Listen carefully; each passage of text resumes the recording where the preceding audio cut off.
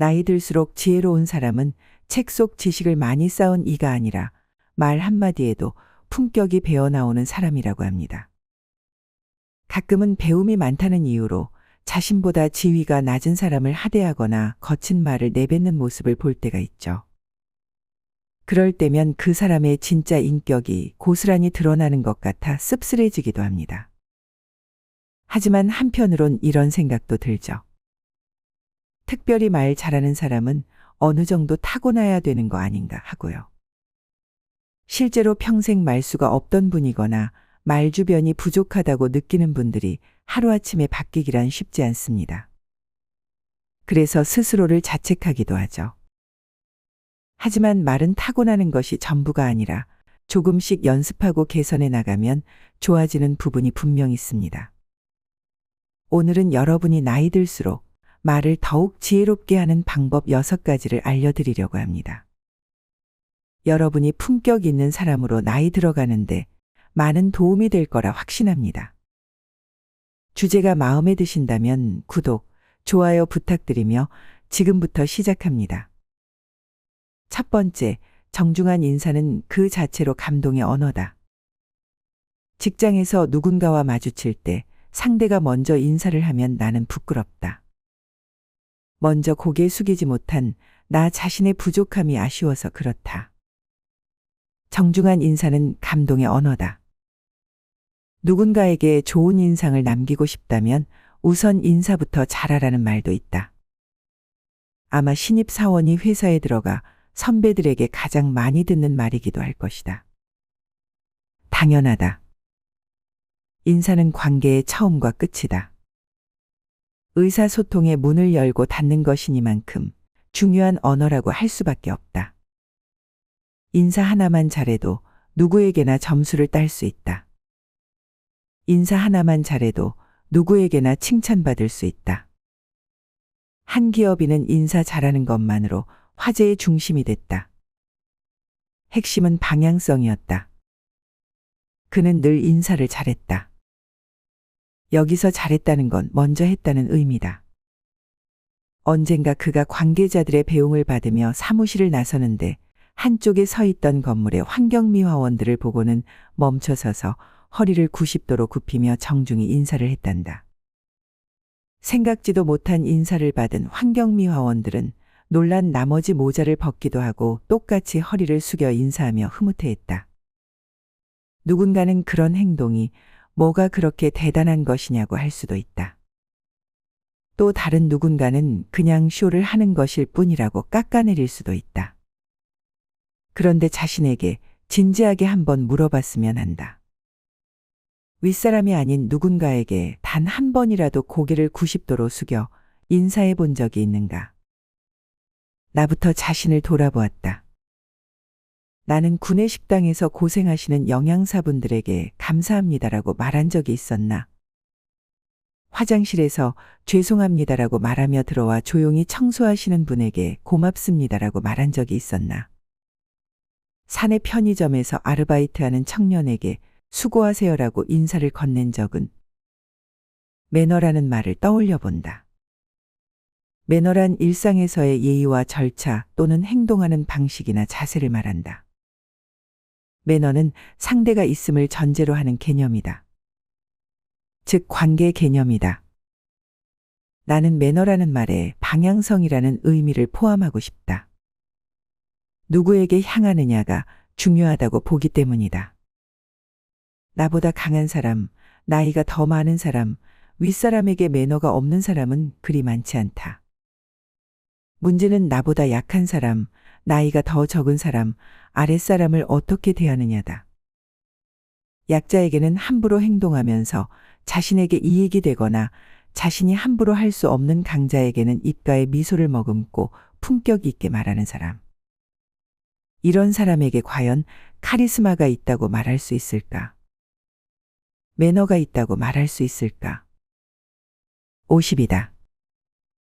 아직도 진짜 어른이 될 기회는 있다. 이를 위해 인생에서 선택을 해야 하는 순간이 왔다. 50에 어울리는 선택의 기준은 무엇이어야 할까? 방향성 아닐까? 강자가 아닌 약자를 향해 나이 든 사람보다 나이 어린 사람에게 먼저 인사하고 먼저 미소를 보낸다면 품격이 한층 높아질 것이다. 그러니 우리 50, 제발 인사부터 잘하자. 두 번째, 하지 말아야 할 말은 끝까지 하지 않는다. 나이가 들수록 기억해야 할 것이 있다. 나이를 먹고 지위가 높아질수록 입담보다 말투가 더 중요해진다는 점이다. 어리석은 사람은 당장의 분노를 드러낸다. 하지만 현명한 사람은 모욕을 받더라도 덮어둔다라는 말을 들었다. 침묵하는 상대방이 어떤 고통에 놓여 있는지를 살피지 않은 채 섣부른 판단으로 하는 말투의 위험성을 경계하라는 것이다. 그런데 우리 일상은 상대방의 생각을 들어보지도 않고 함부로 하는 말들로 가득하다. 솔직히 말해 나의 모습이다. 50이 되어서도 여전하다. 언젠가 아내가 생활비를 달라고 했다. 나중에야 알았지만 명절을 앞두고 제사상에 올릴 음식을 준비하기 위해서였다. 그런데 나는 다짜고짜 퉁명스럽게 말했다. 갑자기 무슨 돈? 왜, 첫째, 또 과외시키게? 아내에게만 이런 게 아니었다. 추석 다음 날의 일이다. 중학교 2학년인 아이가 조금 늦게 일어났다. 추석이 끝나고 곧 치러지는 중간고사 시험을 준비하느라 밤늦게까지 공부해서 그런 거였다. 그런 아이를 향해 나는 냉정하게 이를 데 없는 말투로 이렇게 말했다. 너 또 밤새 게임 했지? 함부로 판단해서 내뱉는 말만큼 상대를 불쾌하게 하는 것도 없다. 선배 중 한 분은 만나면 말을 늘 편하게 하고 상대의 심정을 거슬리지 않게 대화를 이끈다. 그분과 이런저런 얘기를 나누다가 말을 잘하는 비결에 대해서 조언을 청했다. 말을 잘하는 비결이라. 글쎄, 먼저 해서는 안 될 말이 뭔지를 아는 게 중요하겠지. 다음으로 해서는 안 될 말을 끝까지 안 하는 사람이라고 할 수 있을 거야. 그래, 그 사람이 바로 소통의 달인 아닐까. 말의 달인이 되는 법 다시 한번 정리해보자. 첫째, 해서는 안 될 말이 뭔지를 안다. 둘째, 그것을 끝까지 말하지 않는다. 50이라면 기억해 둘 만한 말투 사용의 기술이다. 해선 안 될 말이 뭔지를 아는 것, 그리고 그 말을 끝까지 하지 않는 것. 생각해 보니 별것 아니다. 그런데 실제 대화의 현장에선 어렵고 또 어렵다. 하기야 갑자기 좋은 말투로 세상과 소통하기가 어디 쉬울까? 50에게 주어진 도전 과제라고 생각해 보려 한다. 잘해보고 싶다. 세 번째, 50의 말은 금과 같아야 한다. 가산동에서 과천으로 급하게 서류 하나를 보내야 했다. 퀵 서비스를 불렀다. 20분도 넘어서야 두툼한 가죽 옷을 입은 아저씨가 오셨다. 상대방에겐 점심시간 전까지 보낸다고 했는데 벌써 11시가 다 됐다. 아저씨, 왜 이렇게 늦게 오세요? 점심시간까지 보낸다고 했는데 빨리빨리 좀 오시지. 마음씨 좋아 보이는 퀵 아저씨는 허 웃으시며 점심시간 끝날 때까지는 무사히 전달해 드릴게요. 걱정 마세요라며 서류 봉투를 받아 사무실을 나섰다. 왜 저렇게 여유를 부리는 거야 하는 생각에 기분이 나빴지만 빨리빨리 좀 부탁드릴게요 라고 말하는 것 말고 내가 할 건 없었다. 조금 후 다행히 상대방으로부터 잘 받았다는 문자 메시지를 받았다. 그래, 빨리빨리 해달라고 체근하지 않았으면 분명히 늦었을 거야. 그 일은 그렇게 잊혀지나 싶었다.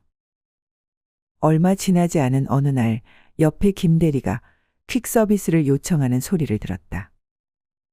얼마 안 있다가 퀵 기사가 왔다. 일전에 내 서류를 처리해준 바로 그분이었다. 김대리가 아저씨에게 보낼 물건을 줬다. 아저씨의 허허하는 넉넉한 웃음소리와 사무실 문을 나서는 소리가 들릴 때쯤이었다. 김대리가 퀵 기사 뒤에 대고 이렇게 말했다. 추석 전이라 도로가 혼잡할 텐데 조심해서 배달하세요. 50에 나와 30의 김대리, 도대체 세상을 누가 더 잘 살아낸 것일까? 빨리빨리를 외치던 나의 불친절한 단어가 조심해서라는 김대리의 언어에 비교되어 너무나 부끄러웠다. 퀵기사도 누군가의 아빠여, 남편이며 아들일 텐데 나는 성숙한 판단을 제대로 배울 겨를도 없이 그냥 늙어버린 것만 같았다. 말에는 값이 있다. 말을 주고받을 때는 금화와 은화만 사용하시오라는 프랑스 속담도 있지 않은가. 말로 누군가에게 기쁨을 주기는커녕 상처만 주면서 나의 가치를 깎아먹고 남의 가치를 우습게 여기는 이 말투는 도대체 무엇이란 말인가. 나의 말투는 어쩌면 그토록 경박하고 급하기만 했던가.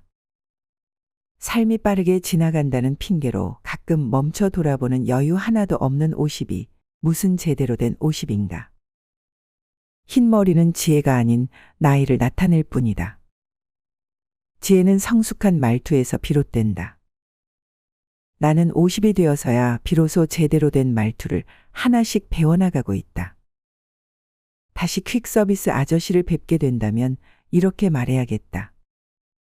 요즘 물량이 많아 힘드시죠? 조심히 가십시오. 잘 부탁드립니다. 고맙습니다. 네 번째, 이제는 아부를 해야 할 때. 아부하면 어떤 이미지가 떠오르는가? 일반적으로 부정적인 느낌이 먼저 들게 마련이다. 그도 그럴 것이 바라는 것 없이 하는 칭찬과 달리 아부는 무언가 이득을 취할 것을 염두에 두고 상대방을 높여주는 것이기 때문이다. 그래서 사람들은 보통 아부에 능한 이들을 두고 간도 쓸개도 없다라며 비아냥거리곤 한다. 그러나 살다 보면 한 번쯤 아부하는 사람에게도 나름의 속 사정이 있다는 사실을 깨닫는 순간이 온다. 바로 나 아닌 누군가를 책임져야 할 때다.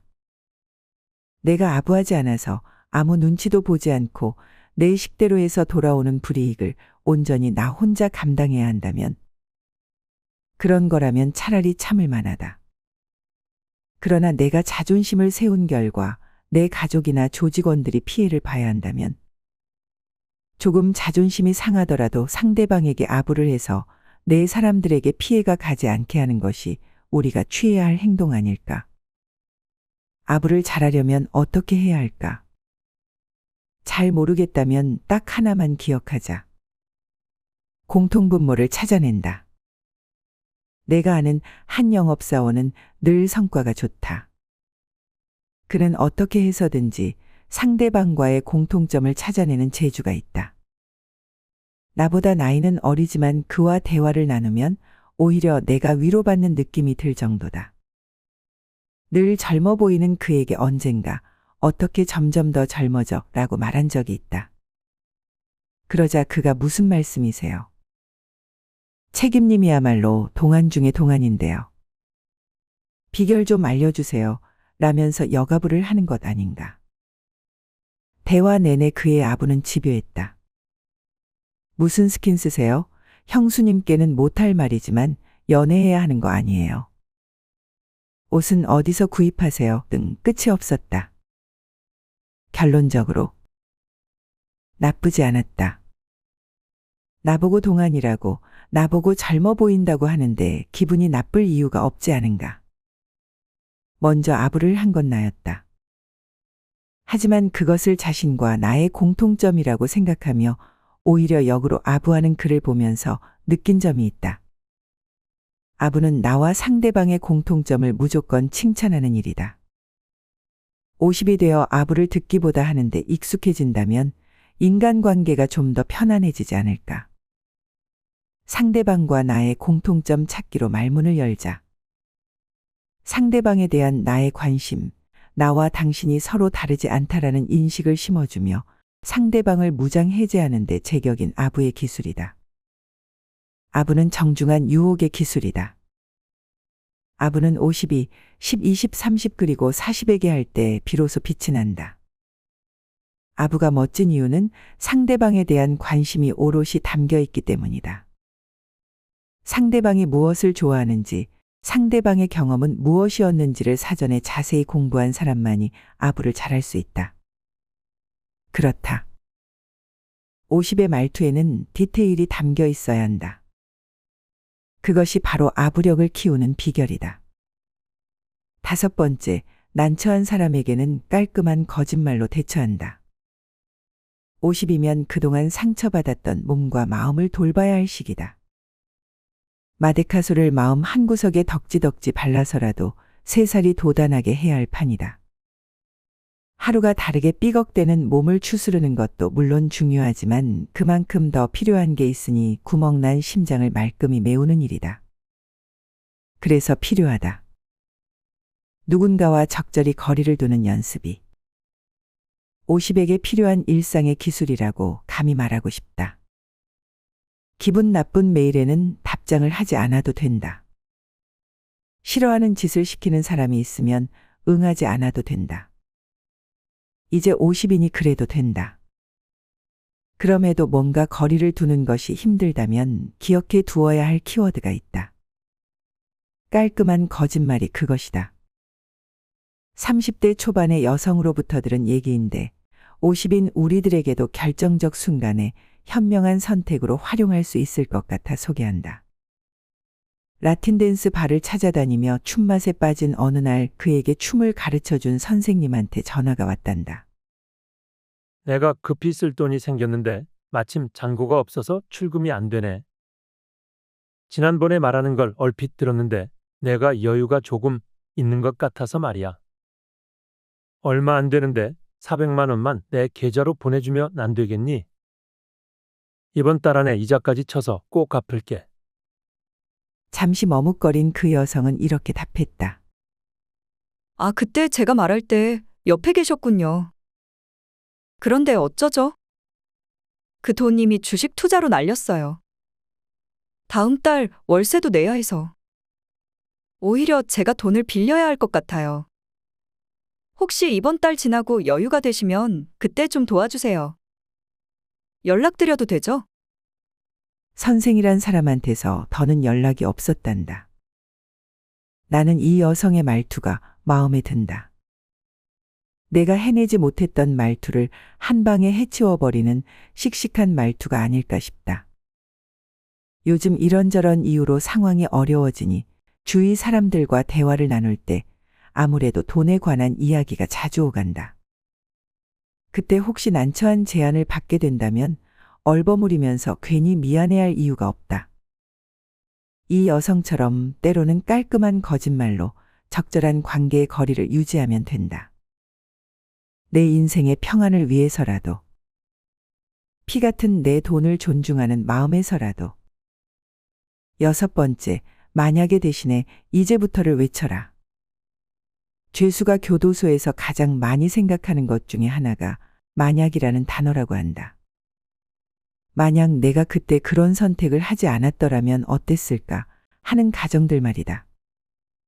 부질없는 생각이라는 건 그들도 안다. 하지만 주체할 수 없을 만큼 많은 시간 속에 던져진 그들이기에 생각이 꼬리를 물게 된다고 한다. 만약 그때 사업을 확장한다면서 고금리 대출에 손대지 않았더라면, 만약 부도 직전에 회사를 일으키겠다고 사채업자를 찾아가지 않았더라면, 만약이라는 단어를 수없이 되뇌어봐야 자신에게 돌아오는 건 마음의 아픔뿐이다. 어디 죄수뿐일까? 만약이라는 단어에 갇혀있는 건 나도 마찬가지다. 차마 부끄러워서 말할 수조차 없는 수많은 만약의 목록은 50이 되어서까지 나를 괴롭힌다. 그런데 만약은 스스로가 생각하기에 만족하지 못하는 자신에 대한 최소한의 자존심 지키기일 수도 있으니 무작정 배척해야 할 단어라고 말하긴 어렵다. 하지만 50이 되어서도 만약이라는 생각에 그늘에 깊게 빠져 있다면 자신에게 벌을 주고 있는 것과 같다. 50은 만약이라는 단어와 헤어질 나이다. 대신 가까워질 단어가 하나 있다. 그건 이제부터다.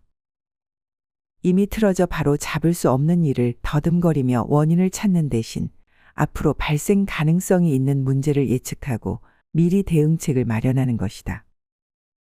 인생은 선택이 가득한 하루하루로 이루어져 있다. 50의 말투에 이제부터라는 단어를 습관화한다면 늘 해오던 것과는 정반대의 선택을 해낼 수도 있을 것이다. 그렇게 자신의 진부함에 반항하고 반역해 보는 건 꽤 괜찮은 일이다. 자기 자신을 뒤집어 엎은 사람들만이 성공에 이른다. 세상에 이야깃거리를 제공한다. 이 모든 것의 출발점은 만약에 얽매이지 않는 대신 이제부터를 외치는 50의 말투다. 오늘은 책 50의 품격은 말투로 완성된다를 참고해서 영상을 만들어 보았습니다. 여러분, 행복은 어디에서 오는 걸까요? 아니, 행복은 어떻게 만들어낼 수 있을까요? 저는 우리가 오늘 하루 혹은 지금 이 순간에 하는 작은 행동 하나와 한마디 말투에서 시작된다고 믿습니다. 말투 하나가 사람을 매력적으로 만들 수도 반대로 혐오의 대상이 되게 할 수도 있는 것이죠. 조금이라도 더 나은 내가 되길 원한다면 힘들어도 변화해야 합니다. 물론 그 과정이 결코 쉽지는 않을 겁니다. 새로운 무언가를 배우거나 때로는 하기 싫은 일을 하게 될 수도 있습니다. 그런데 아무것도 배우지 않고 아무것도 하지 않으면 결국 아무나 받게 될 수 없습니다. 맞습니다. 50이 되어 변화해야 할 나의 주제는 대단한 게 아닙니다. 그저 나의 입과 귀 그리고 말투만 잘 가다듬어도 훨씬 멋진 인생을 살아낼 수 있다는 사실 말입니다. 여러분도 함께 오늘 알려드린 이 작은 변화를 실천해 보시는 건 어떨까요? 오늘 영상이 도움이 되셨다면 구독과 좋아요 부탁드리며 소중한 분들께 공유해 주세요. 그리고 여러분의 생각을 댓글로 남겨주시면 여러분의 의견 또한 많은 분들에게 도움될 수 있습니다. 다음에 더 좋은 내용으로 찾아뵙겠습니다. 언제나 지혜만리를 시청해 주시는 구독자 여러분의 앞날에 건강과 행복이 가득하길 바랍니다. 감사합니다.